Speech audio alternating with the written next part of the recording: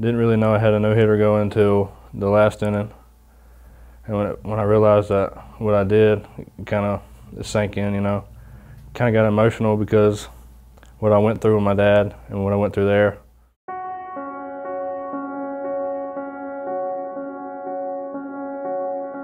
My name's Bubba Stockstill.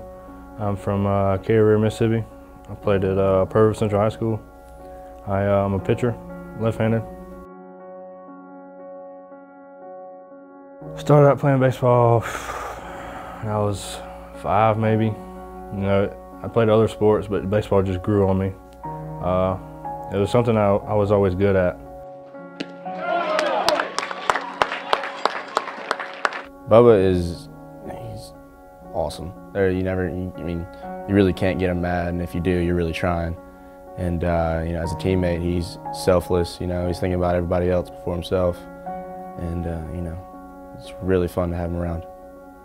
Got recruited from Pearl River Community College right out of high school. Signed there to play. Played a year. And got injured at the end of the year. Had Tommy John surgery. Did my surgery, my rehab into summer. Come back for my sophomore year. My first scrimmage back. Tore it again. Coming into the summer, I was all for going back to my redshirt sophomore year. And then July, it was the middle of July, my dad got diagnosed with stage 4 cancer. So when that hit, I put all baseball and all my stuff aside. I got a job in the oil field in Texas, in West Texas. Started working 14 days on, 7 days off. My 7 days off, I was, you know, going back and forth to the doctor with him, me and my sister.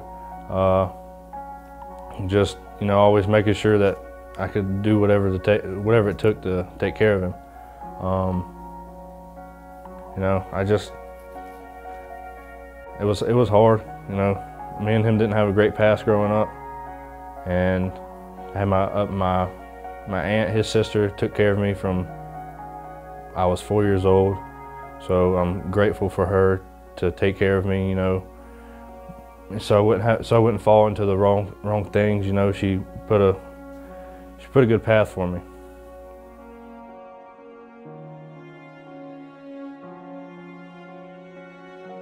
Yeah, I can't put that into words. I mean, I can't imagine what he went through.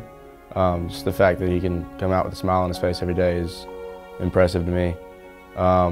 What he does here is just unbelievable. Bouncing back from Tommy John surgery and being able to throw as hard as he can, it's purely amazing.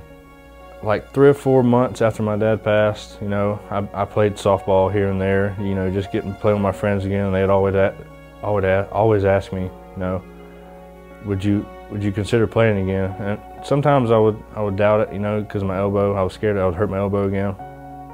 But then thinking about it, you know, couldn't sleep at night sometimes, thinking about baseball all the time, thinking about, you know, giving it one more shot, because, you know, I would regret it, not playing, and 5 to 10 years down the road, you know, I'd be like, hey, I should have played, you know. I went to the PRCC East Mississippi baseball game last year at Pearl River Community College. My little cousin, Anthony Hickman, he signed to play here. So me and his dad went and watched them play, headed to a high school playoff game that he was playing in. So his dad was wanting me to get back into it too, so we went and talked to the pitching coach at the time, Anthony Izio. We went and talked to him and, you know, asked him, you know, if I could throw a bullpen in front of him or anything, just to see if they was interested. And he said, yeah, so I come up here during the summer and threw a pin in front of him and Coach Rose. And, you know, they seemed like they liked me right off the bat.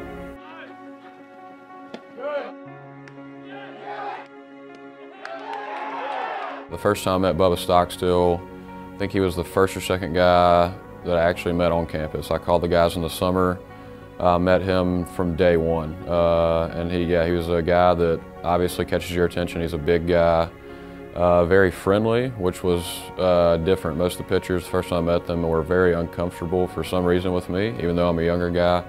But me and him kind of bonded right off the bat. And since then, we've gotten pretty close.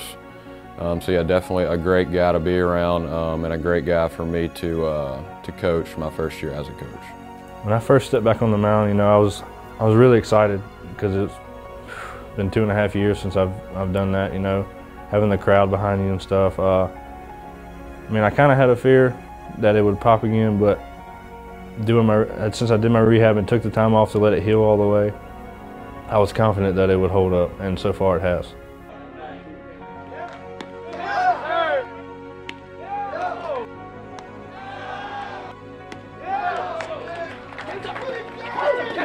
Before here, I had texted some of the coaches at PRCC and asked them, you know, if I could, you know, give it one more try.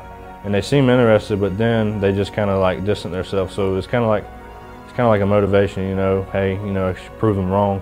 I think you could tell there was a little more of an edge to him that game. He wanted to kind of prove himself to those guys, and definitely since he played there. You know, from the start, you know, getting him out of the bullpen, you knew something good was going to happen that day, and you know, you just kept rolling. He had his changeup working, which for him that's really big, and you just out of the gate you knew something special was about to happen.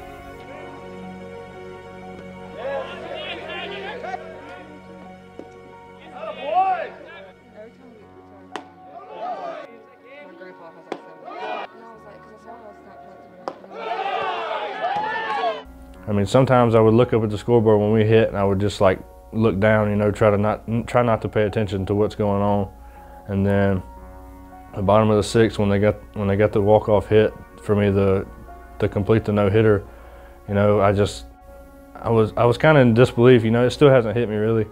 I was overwhelmed by all my friends on the team. You know, they was excited for me. They kind of knew they was confident that I would do good against them because, you know, they were my old team, and you know, I always talk about how good we were when I played with them. But I mean, I was excited.